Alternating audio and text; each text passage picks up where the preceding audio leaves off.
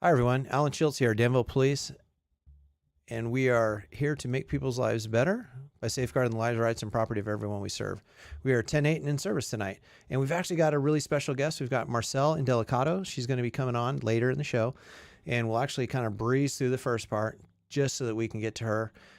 She is our emergency services manager, and she's going to kind of wrap up a lot of the things that we've been talking about, whether it was with our wildfire preparedness guide or as we're going through our FEMA checklist here. So really make sure you stay tuned for that.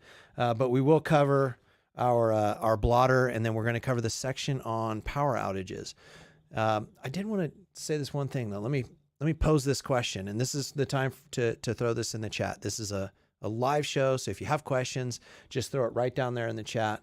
But the question is, what do you have in your car in case of an emergency at either your home or your car? So what do you have in your car?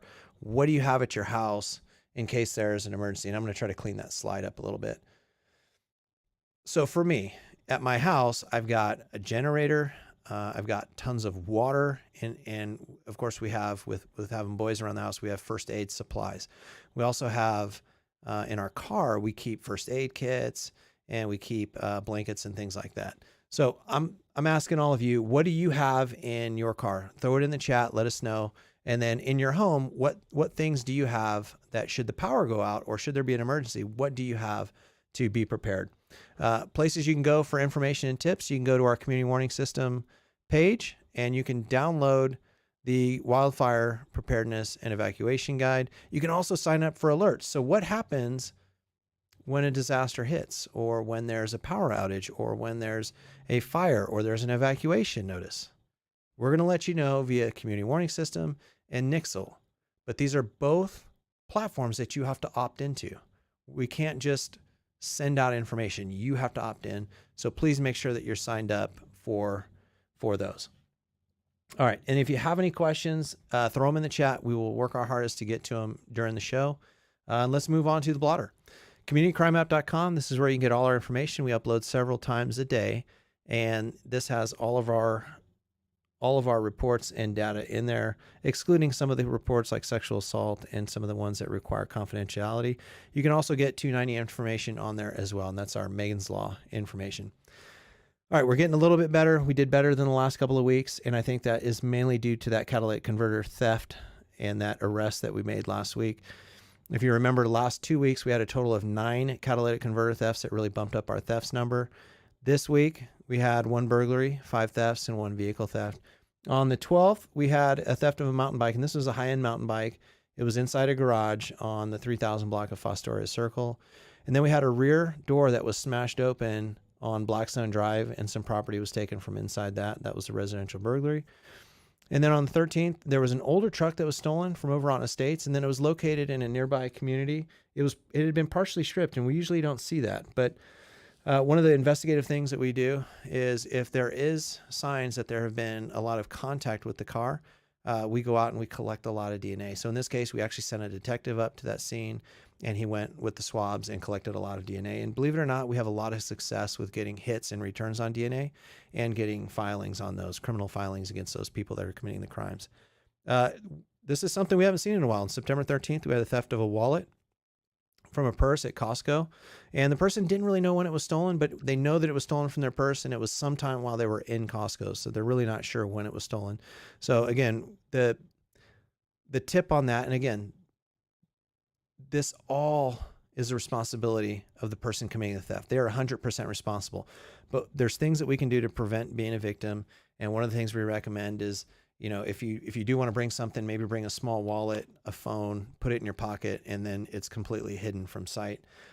Purses are very desirable targets because we keep valuable things in them. So we recommend that if you're going to those areas where thefts are occurring, maybe consider leaving that at home.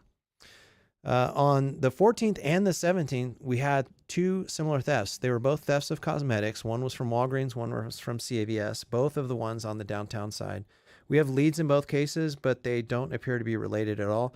And then we had what's called a push-out theft at the Smart and Final, and that's where someone goes in, takes a bunch of merchandise, and then pushes out a back door.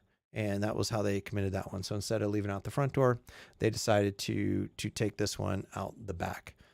All right, accidents. This was not a good week for accidents. A lot of times you'll hear me say that we've had hit and runs and we've had other incidents, but they're usually lower in scale. This week was not the case. We did have 2 entry accidents, 1 property collision, and 2 hit and runs. The significant collision was actually on the 12th, and it was a 3-car collision with injuries on Camino Tassera and Tassera Lane.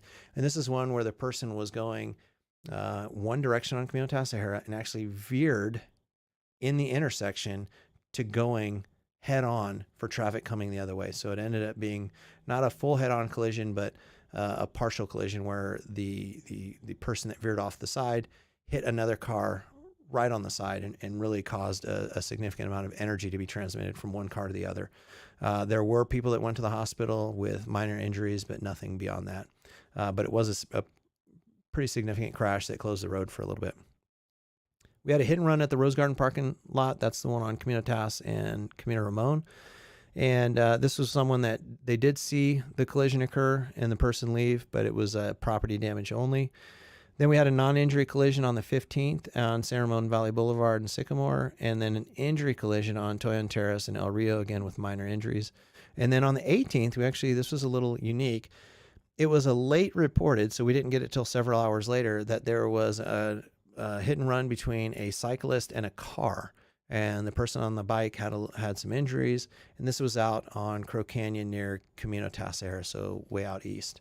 And that's all we had for the crime and traffic. I'm going to cover the power outage section. I picked this one because it's probably our shortest section in the FEMA guide. If you want to download that FEMA guide, I recommend you download it. You just download it, go through it, put it in a drawer, and have it with you so that should a disaster come out, 1, you've done the things to review the section so that you're prepared in advance. And then 2, if something happens, it's got tips that you can do during the event and after the event to mitigate some of the hazard. So as an example, we're going to cover power outage today. And we know that this can cause disruptions in communication. It can close retail. It can cause issues with food spoilage and some medical device issues. We're going to see if we can't get this slide to... There we go. All right. So again, in the chat, if you can do this, what do you have ready in case the power goes out? So if the power goes out in your house right now, what do you have? Some of the examples that you see up on screen, I've got several jugs of water. Honestly, I don't think you can have enough water. What we do is we use a lot of those blue jugs and we just keep them stacked in the garage. And then once in a while, we just rotate them. We go out and we just deep water our trees. And that's a good way for us to not just throw the water away, not let it go bad, but we've got a good amount of water on hand and we just keep it fresh and keep it recycled. The other things you'll see on screen here is a generator and a battery for your house. So what do you have? Put it in the chat if you've got some interesting tips. We'd like to learn from you, and let us know what you have. So what are some of the questions that you want to answer before this happens? You want to know what in your house needs electricity, what is required. So the refrigerator is a big one, because if that fridge is out for 2 to 6 hours, it's likely that you're going to have food spoilage that you're going to need to throw away and you're not going to be able to keep. Lights can be important, but I think we can get by with candles if need be. And then if you've got a car that runs on electricity, how are you going to get gas, so to speak? How is your medicine? If it needs refrigeration, do you have a backup plan for that? Maybe a small generator that hooks to your fridge. How will your medical equipment function? If you've got medical equipment that you need to survive, breathe healthy at night, those sort of things, how are you prepared? Do you have enough batteries? Can you make phone calls? How's your food? And, do I have enough gas or electricity to drive my car? Those are the questions. You want to have those outlined. If you go to that FEMA guide, there's a link in the description. You can go through all of this. I think for each section, if you just spent 5 minutes a night and just said, okay, power goes out, what do I do?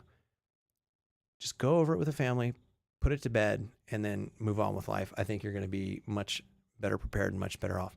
But enough about me trying to describe about disasters. We've got the expert. I pretend like I know what I'm talking about when I'm up here, but I've actually brought in the expert, Marcelle and Indelicato. She's our emergency services manager, and she is with us today to talk about emergency services. I think the biggest question that I often get, Marcelle, is what is it that people can do to prepare themselves for any kind of a hazard? Well, I appreciate your having me on the show today, Chief. Very delighted to sort of reemphasize some of the very key things that you've already talked about. And basically, the nice thing about emergency preparedness is it really doesn't change year to year, week to week. We want people to have a kit, which you've already commented on. You could have one for your car. You could have one at work, one at home. And you also touched on, which I thought was very important, you can have kits that are for those that you're going to hunker down and have to stay at home and shelter in place, which is our number one protective action. And then you're going to have a grab and go kit maybe that has different things in it when you have to evacuate, but that's a last resort. So having those kits is really important, taking into account any sort of folks with disabilities, your pets. We all eat different diets and have medications, and our pets are no different. So don't forget about those, our furry friends. And then second of all, we want to have a plan. And it can just be a simple plan about where are we going to meet if we have to evacuate? Are we going to go down to the block, 4 blocks down to the right to the nearest light pole or the nearest oak tree? Just so folks and people know in your family where you're going to meet up to see that everybody's okay. And also a communication plan. And they tell us to really understand in times of need for communication what's local. So not necessarily just calling the person that's right next door to you or your family member that lives right down the street, but also have an out of area contact, which can be very important during a disaster. The third thing that we recommend is to understand how you want to get your information. So staying informed is really, really important. So once the disaster hits, then there's going to be plenty of people on the TV and the media that are going to keep you sort of latest updates on how you want to stay informed. And there's a couple different ways to stay informed. The websites are sort of situational awareness tools. But sometimes that content can be a little bit delayed. So the alerts that the chief referred to earlier, Nixle, community warning system, those are more real-time alerts that will keep you informed of when the disaster hits. So Marcelle actually put up what Nixle alerts look like. So I'm pretty sure someone that's listened to this show 2 or 3 times knows what Nixle is. But for those that don't, it's an opt-in system where if you just text your zip code to 888-777, so right when we're done with this show, this is probably the number one thing to do. Just text your zip code to 888-777, and you can see an example here on the left are the text messages, on the right are what would be the web display.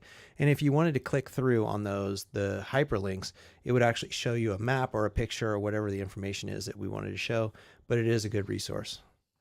Great. I appreciate that. And then the fourth thing that we like people to think about is how do you want to get involved day to day? How do you want to plan? Do you want to volunteer? Do you have a special agency or organization that's near and dear? So, volunteer now and affiliate with them.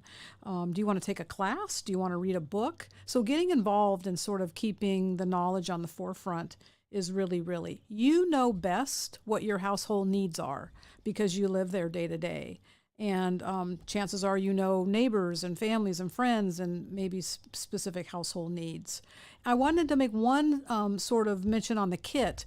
Candles are okay, but they can be a little bit dangerous, and so we really promote flashlights and hope. But the only thing with the flashlights is you have to have the backup batteries and things of that nature. But sometimes the candles can be a little dangerous, but some sort of backup lighting for when the lights go out is very good.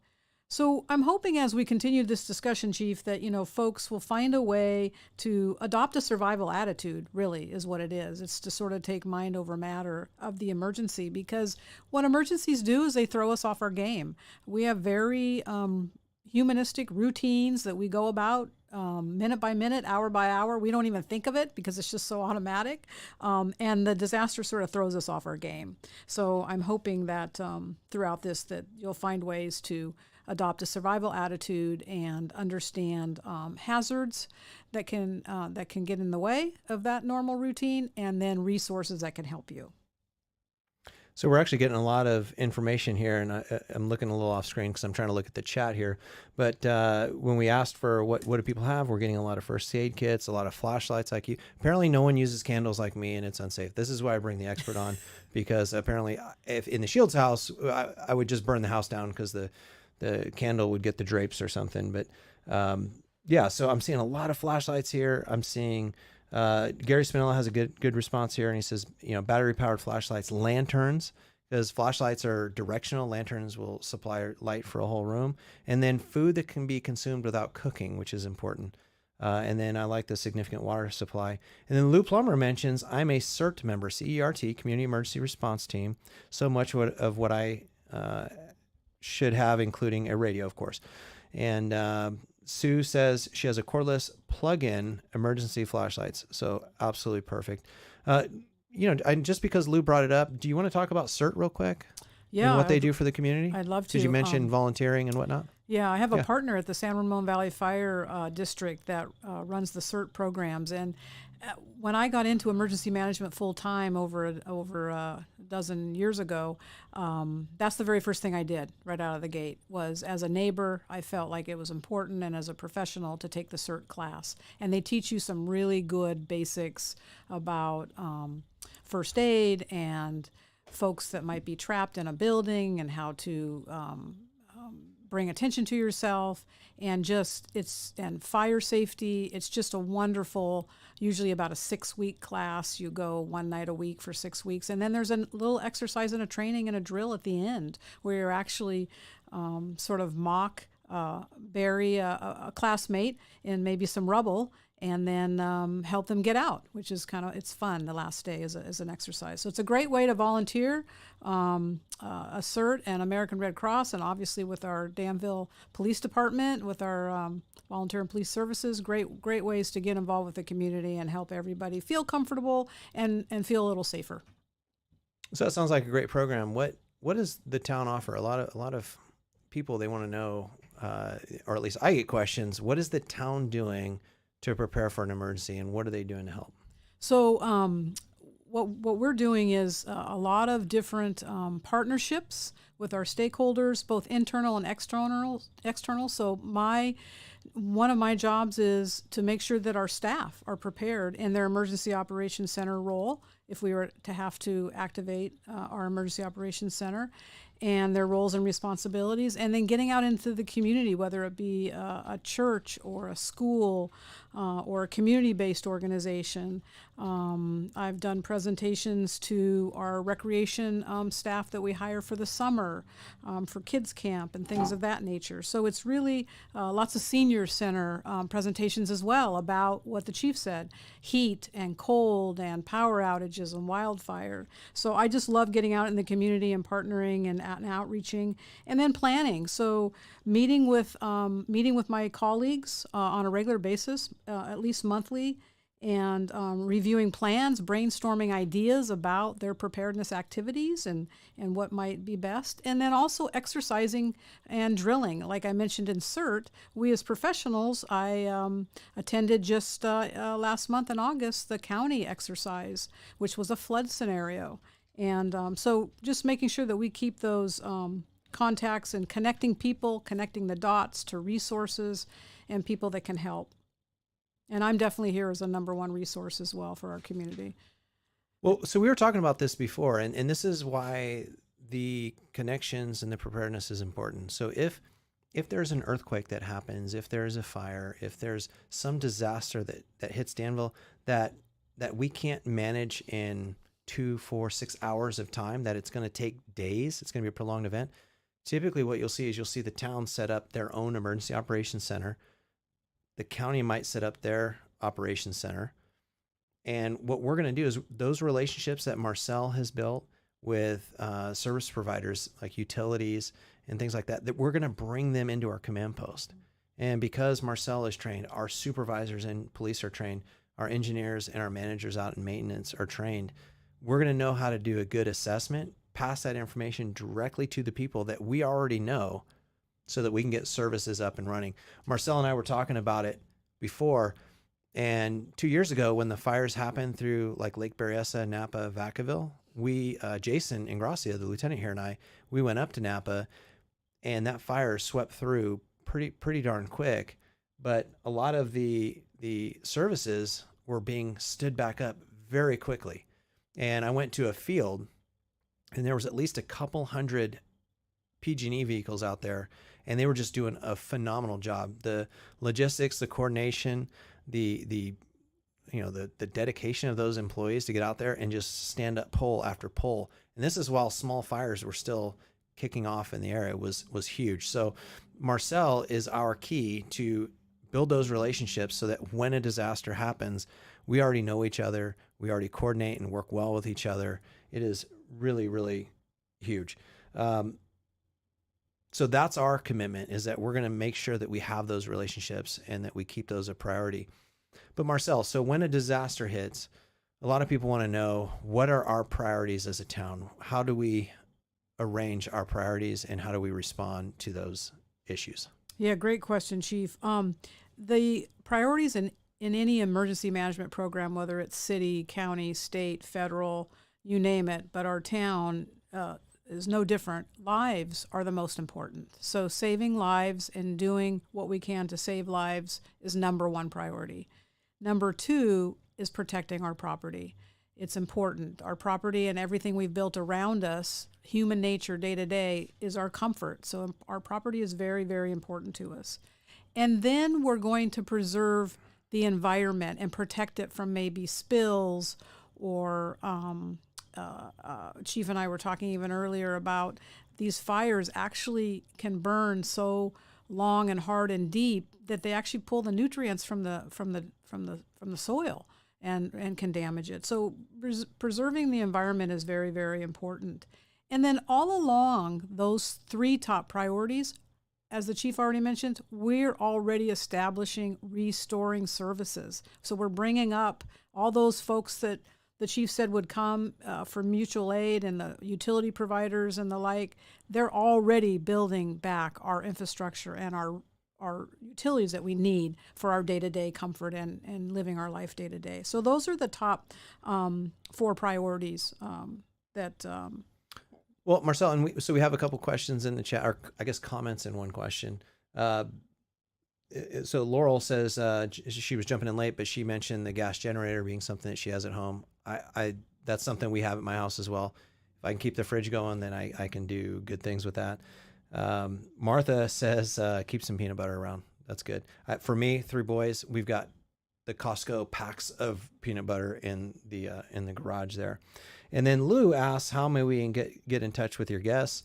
And I'll flash up Marcelle's information here. And this information is actually on our website. This is something that Marcelle wanted to highlight, but this is her information. It's also in the description, but I'm going to zoom out now so you can actually see this really cool website. When I asked Marcelle, and I said, Marcelle, what 2 things do you want people to leave here with? She said, 1, just point them to the website because we want them to know your hazards and know your resources. And if you look at the screen, that's the information that you can get right directly at the Danville webpage. And if you're going to leave here with nothing else, it should be those 2 things. Know your hazards and know your resources. And what we want people to do is at the end of our conversation, we want people to go back and do a self-evaluation of their home, their vehicle, their family members, their pets. Just do a self-evaluation of all that and see what you can do to be better prepared. But I'm going to throw Marcelle, and I'm saying it's a trick question, but I wrote them down, so it's not really a trick question. But Marcelle, I get a lot of questions about, I live on the west side of town. What's my evacuation route? I live over by Black Hawk. How do I get out of town if there's a fire or an earthquake? Everybody wants to know what the evacuation route is. Can you touch on when we evacuate and what people should do when considering an evacuation route? Absolutely. As I mentioned earlier, evacuation really is a last resort because it's much safer to hunker down and stay in our home safely, or maybe we'd be at work, or maybe we'd be attending church, or maybe we'd be wherever at the gym. Sometimes staying indoors is the safest thing to do. So we want you to think proactively when you're jotting down your family plan from home. Think of 3 ways out, because an earthquake could take out one path that you thought was going to work beautifully, or a fire nearby could take out another path. And it's very important to just sort of think 3 deep, 3 ways out. The disaster really dictates which way we're going to go, because we're going to want to send people in the safest direction if evacuation is a last resort. And we also have Zonehaven, which I think the chief was going to throw up there, which is a good way to learn which zone you're in. And they've got some little informational instructions or information on the Zonehaven website. So we highly recommend that you also go to that and look at that. And I'll tell a personal story at the end about my 91-year-old dad. So stay tuned for that at the end, and evacuating. Well, and then with Zonehaven, I think the trick is you're not going to be able to punch your address into Zonehaven and say, I live at 123 Harts Avenue. What's my exit route? That's not the design of it. The design actually is more on our end. And what it is it allows me as a manager to say, okay, we're going to evacuate, like in this case, Danville Zone 6. And you can see Danville Zone 6 pops up. I can then feed this information directly into our community warning system. They can spit out alerts that say this is the area that needs to be evacuated. They can print out the maps and do all of those things. So really it's about how we can communicate best with you.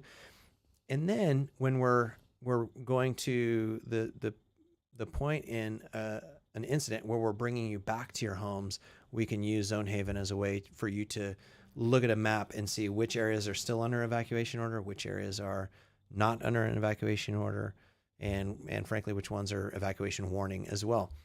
The idea behind evacuation is you really have to know your area. And the thing that I'll say is, like, if you live on a house off of Camino Tasajara, say, and your first exit route is to hit Camino Tasajara and go to the freeway, fine.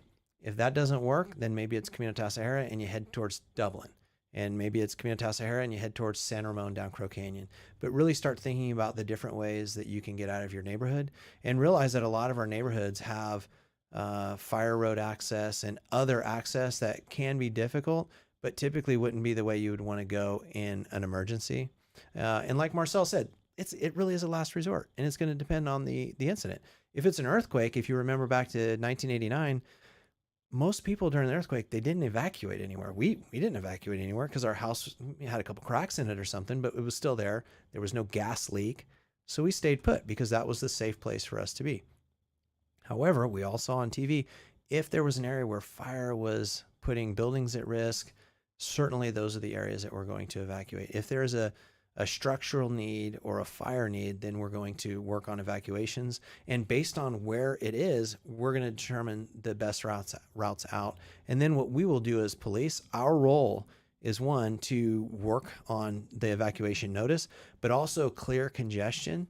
So in the Camino Tasajara example, we may be at some of those intersections, the key ones, down Camino Tasajara, getting the traffic moving along. If we feel it's moving out east, maybe we're there. If we're on Crow Canyon, maybe we're taking that intersection of Camino Tasajara and Crow Canyon and making sure that traffic is moving in a way that's getting the most people out that we possibly can.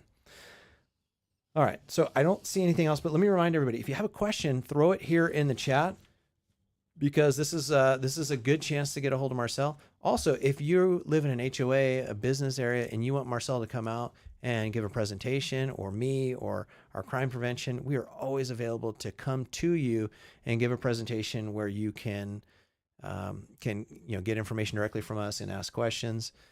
But Marcelle, we had 110 plus degree weather last week. It was frankly kind of miserable at times. I was trying to find any water to jump in. I was trying to find any cool place. I think I went to Home Depot like 6 times because that was like an ice box. It was great. But what do you recommend for people when the temperature gets hot? Yeah, so there's several things that you can do to keep yourself healthy and safe. The 3 primary areas that we like to promote in our town is the library, the community center, and the senior center. But one of the questions I get is, well, what if they're closed?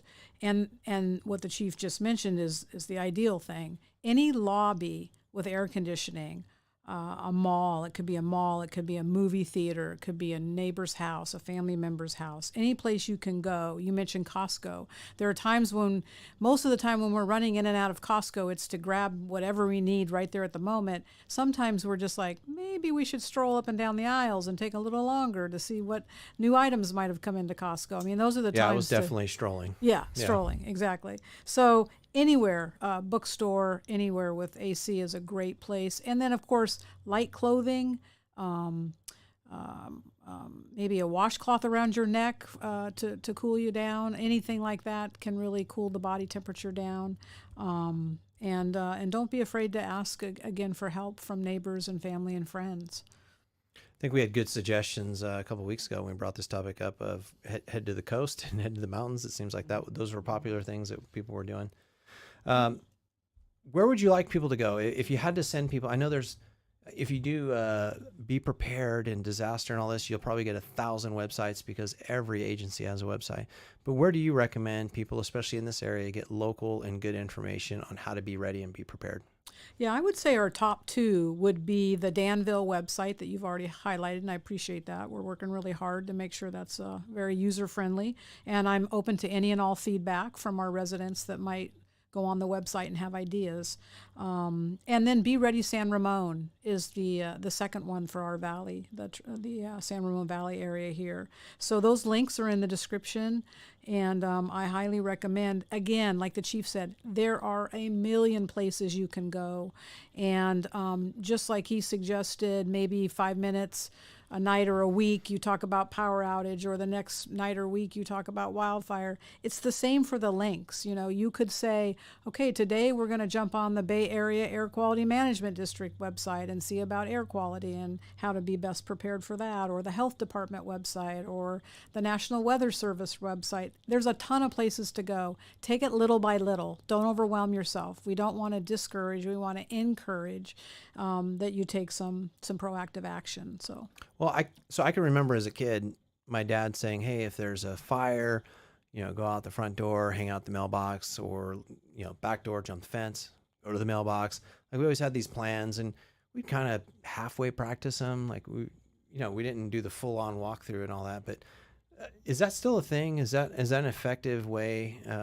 Doing run throughs and practicing and sometimes just doing like the tabletop with a family where you just talk about it. Are those effective strategies for preparedness? They're all perfect strategies, and those are probably the top two.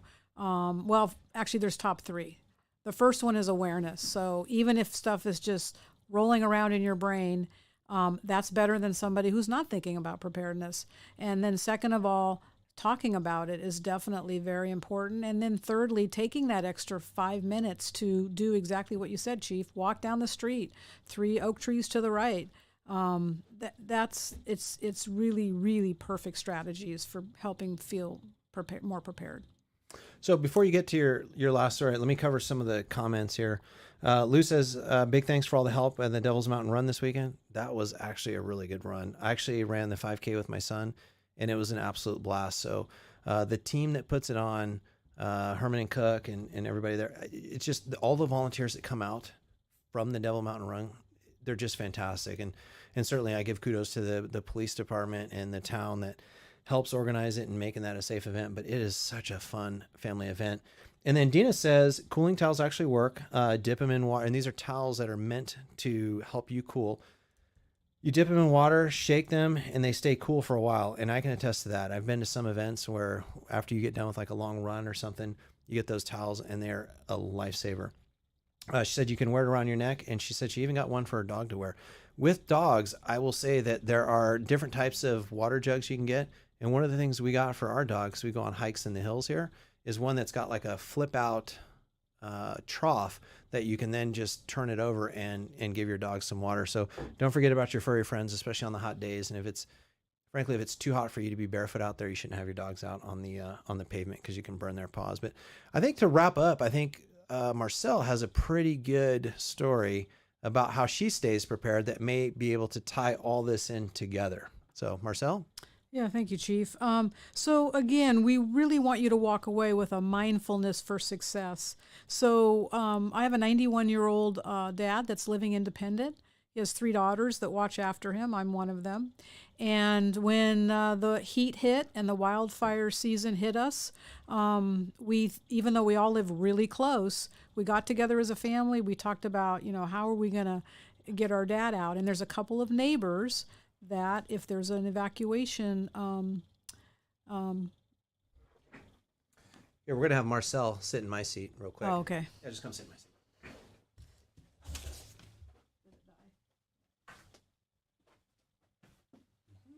So the evacuation, we talked as a family, and we have a couple of neighbors that watch after my dad, and basically they said, look, we're going to go get your dad if there's an evacuation order, and then we'll let you know where we're going, and you can rally with him wherever that point of evacuation point is. So that made us feel really good that we had taken that step to better prepare our family and feel like he was okay and not in harm's way.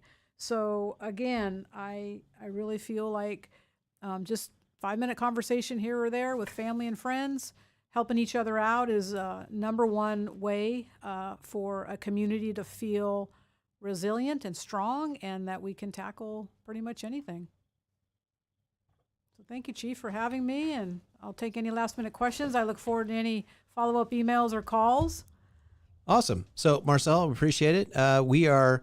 We're actually at the end here, and I don't see any more questions in the chat. But as always, if you have questions, throw them in the chat. And what we'll do is we'll get to them after the show. We'll just type the responses in. If it's something complex, we'll reach out directly to you. But we'd encourage you go to the Sheriff's Community Warning System page, sign up and opt in for the CWS alerts, and then also download our wildfire preparedness guide, and then go to the FEMA All Hazards checklist and download that as well. Links for both are in the description. 2 great checklists, and they will help you stay prepared in case of emergency. We are 10:10, which means we are off duty, but we're always 10:08 and in service to all of you. Have a good night.